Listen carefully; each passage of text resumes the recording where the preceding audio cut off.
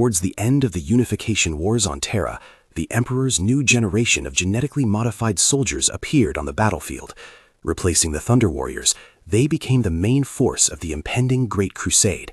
They are what we now know as the Astartes, or Space Marines. Although the Astartes were physically smaller than their predecessors, the Thunder Warriors, the genetic modification technology used to create them was far more stable. Mortals could be transformed into Astartes through the implantation of powerful artificial organs, cultivated from unique genetic material known as gene seed. These modified warriors were no longer mere mortals. They could tear enemies apart with their bare hands, withstand attacks that would kill a normal man, and gain intelligence by consuming the flesh of their enemies. In necessary situations, they could even spit acid capable of corroding metal to break free from chains. When equipped with powerful war gear like power armor, the Astartes became dangerous living weapons of the Emperor, serving as the spearhead of the Great Crusade and fighting on the front lines. The research and development of the gene seed used to create the Astartes came from the Emperor himself. Using his own DNA, combined with forbidden dark science, and perhaps even warp energy, he created the Primarchs. It is said that the Emperor's research into the Primarchs began in the 29th millennium, before Terra was even unified. In the gene pods of his secret laboratory, he created 20 infants, the Primarchs. These beings, possessing the Emperor's own genetic material, were crafted specifically for war and conquest.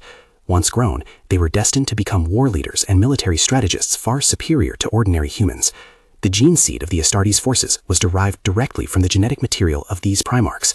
In the Emperor's plan, each Primarch had a specific design purpose and specialty for the Great Crusade.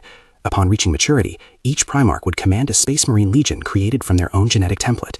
These 20 Primarchs would lead the 20 legions in service of the Emperor's Great Crusade.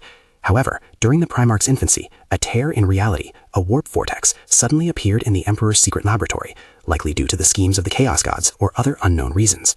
The vortex sucked the 20 infant Primarchs in and scattered them across various worlds throughout the galaxy. Although the Emperor, through his immense psychic power, could sense that the Primarchs were still alive, he had to leave them to grow on the planets where they had fallen, waiting for the Great Crusade fleets to arrive and recover them. The Emperor then turned his attention to other preparations for the Great Crusade. To enable humanity to navigate the warp safely once again, the Emperor mobilized the vast majority of Terra's population to assist in a massive engineering project, the construction of a giant psychic beacon known as the Astronomican.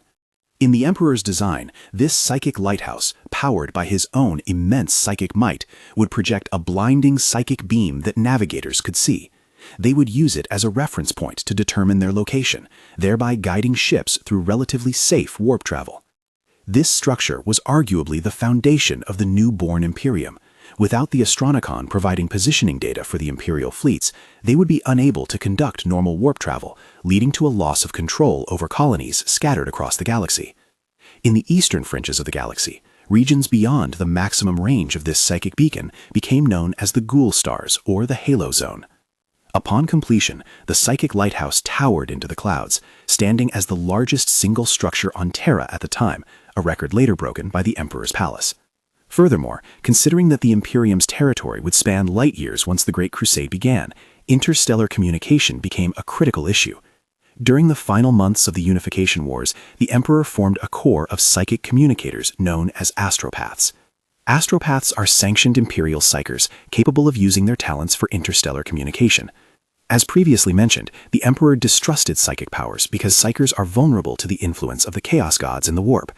However, given humanity's technological level, especially regarding space travel and communication, reliance on warp-related technology was unavoidable.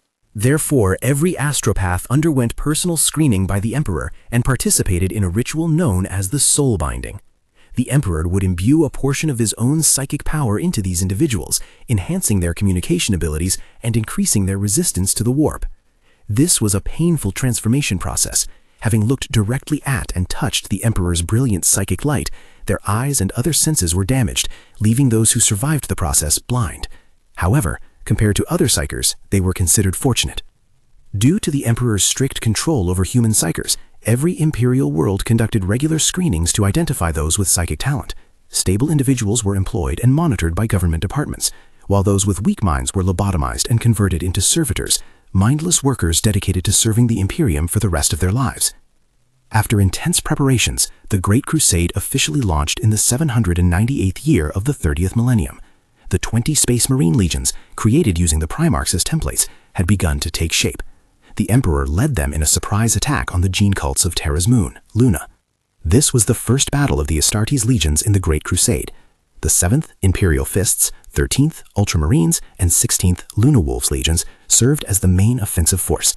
The heroic legionnaires crushed the cultists' defense lines within 6 hours. It was due to their exemplary performance in this battle that the 16th Legion earned the title Luna Wolves. Since Luna had historically been humanity's genetic laboratory, the technological equipment held by the cultists was a key strategic objective for the Emperor. Subsequently, Luna became the primary base for the mass production of Space Marines in the early stages of the Crusade. The Emperor's armies fought their way through the solar system, arriving at Mars in 805 M30. The Emperor personally descended to the Martian surface to negotiate an alliance with the powerful faction ruling the planet, the Mechanicum. Before the devastating warp storms and the AI rebellion, Mars had been a vital industrial base for humanity. During the millennia of isolation caused by the storms, massive genetic mutations broke out among the population. After surviving centuries of social unrest and chaos, the organization known as the Mechanicum rose to power on the Red Planet. They preached that survival depended on faith in the omnipotent machine god, Omnicia. Long before the Emperor revealed himself on Terra, the Mechanicum had become the masters of Mars. Driven by their fanatical quest for knowledge, tech priests had attempted to traverse the dangerous warp even before the storm subsided, traveling to worlds across the galaxy to protect and recover technology. They were obsessed with understanding what had gone wrong in the galaxy and determining their future fate. Although most of these exploration fleets vanished in the warp, the lucky few who successfully completed FTL travel established colonies similar to Mars in the name of the machine god. The Mechanicum had also long been interested in exploring humanity's mother world, Earth, wishing to recover ancient technologies left there. Since the distance between Mars and Terra did not require dangerous warp travel, the tech priests frequently skirmished with the dangerous warlords and techno-barbarians of Terra. Therefore, when the Emperor, the man who had unified all of Terra, stood on Martian soil, the Mechanicum was intrigued. During negotiations, the Emperor expressed his desire for the Forge world of Mars to build a powerful war fleet and provide technical support for his Great Crusade. In return, the Imperium would respect the Mechanicum's religion and sovereignty and provide them with navigators who had gone extinct on Mars to assist in their galactic exploration. The Mechanicum agreed to these terms, signing the Treaty of Olympus. Thus, the alliance between the Imperium and Mars was formally established. In their eyes, the Emperor was a man who valued technology and knowledge. Some adherents even believed the Emperor was the physical manifestation of the machine god, the Omnicia, because his immense power and mastery of science awed them. While some viewed him merely as another Terran warlord seeking Martian tech, most could not understand how this Earthling knew more about Mars' secret tunnels and ancient equipment than the natives did. With the support of Mars, the pace of the Great Crusade accelerated, quickly breaking out of the solar system. During this period, when armed forces refusing to surrender were overthrown, the expeditionary fleets would establish a government running on imperial law to manage society and enforce the imperial truth. As worlds were liberated, the Primarchs created by the Emperor were discovered one by one. By the time the Crusade fleets arrived, most Primarchs had already become the overlords or leaders of their respective planets. When the Emperor explained their origins and destiny, most Primarchs immediately pledged loyalty to their creator. A few who refused were eventually forced into the Crusade after certain events. In the early days of the Crusade, before all Primarchs had returned, the fleet was divided into 3 parts, commanded by the Primarch of the 16th Legion, Horus Lupercal, the Primarch of the 10th Legion, Pharasmanis, and the Emperor himself. As the remaining Primarchs were found, the Emperor placed the 20 Astartes legions under the command of their respective genetic fathers. The planets where the Primarchs had grown up became the home worlds and recruiting grounds for these legions. Beyond the Space Marine legions, the Crusade fleet carried a vast array of armed forces. These included the Custodian Guard, the Emperor's personal bodyguards and genetic warriors far superior even to Astartes, the Sisters of Silence, an elite anti-psyker force composed entirely of blanks, pariahs, the Imperial Army, vast numbers of mortal auxiliary troops assisting the Astartes, and the Titan Legions and Cybernetica cohorts, piloted and controlled by the tech priests of the Mechanicum. As the main force of the Great Crusade, every Astartes was a direct weapon of the Emperor and the Primarchs. While not invincible, they were far from mortal. Space Marines were born for war, much like their signature weapon, the bolter, brutal and efficient. The bolter is a heavy firearm firing .75 caliber self-propelled explosive ammunition. It inflicts terrifying damage, and its recoil is too rough for normal humans to handle. Although not exclusive to them, the image of a space marine wielding a bolter became the symbol of the Imperium. Wherever an Astartes with a bolter appeared, the fires of war followed. Under the leadership of their genetic fathers, the legions unleashed even greater power. The Primarchs reorganized their legions according to their own tactical styles. Some specialized in guerrilla warfare and rapid assault, while others preferred armored spearheads and coordinated operations. With the Emperor's authorization, the Primarchs commanded tens of thousands of space marines, supported by countless mortal auxiliaries and war machines from the Mechanicum. The Great Crusade lasted for nearly 200 years. At its peak, the Imperium had over 4,300 expeditionary fleets fighting across the galaxy. World after world was brought into compliance. Alien forces like the Orcs and the Eldari were defeated by the powerful Primarchs, and many minor alien races whose names are now lost vanished forever in humanity's grand campaign. Simultaneously, some human worlds were subjected to devastating orbital bombardment, exterminatus, by the Crusade fleets because their populations were too genetically mutated to be redeemed. Behind the glory of war lay the bleached bones of countless dead. Eventually, the Emperor decided it was time for the next phase of his plan. Horus, the Primarch of the 16th Legion and the first son found by the Emperor, was granted the title of Warmaster. He would take over the Emperor's role in commanding his brothers and leading the Imperial forces in the continued crusade.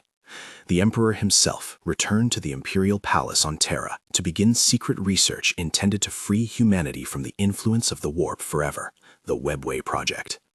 By this time, the Astartes legions were scattered across various star systems, and the Imperium's territory covered more than half the galaxy.